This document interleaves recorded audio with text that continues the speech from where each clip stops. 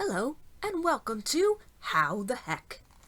In this episode, we teach you how to identify what tire pressure your car needs. This is a tire. Hello, tire.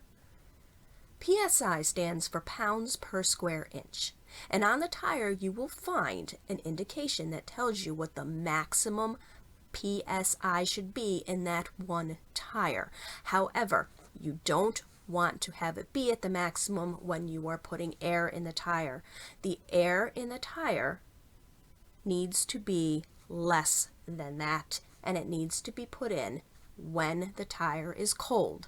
And by cold, we mean when the tire has not been moving for a while, because when the tire moves, eventually the heat is going to expand the pressure and make it bigger than you want to have in your vehicle.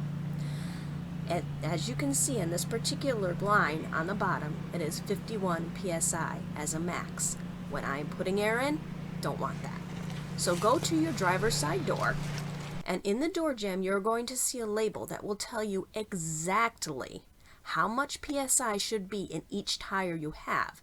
You can see that the front tire and rear tire, generally speaking, are going to have the same PSI. Your spare probably won't, unless it is a full-size spare and not one of those little teeny tiny donut things that you have to put on in emergencies.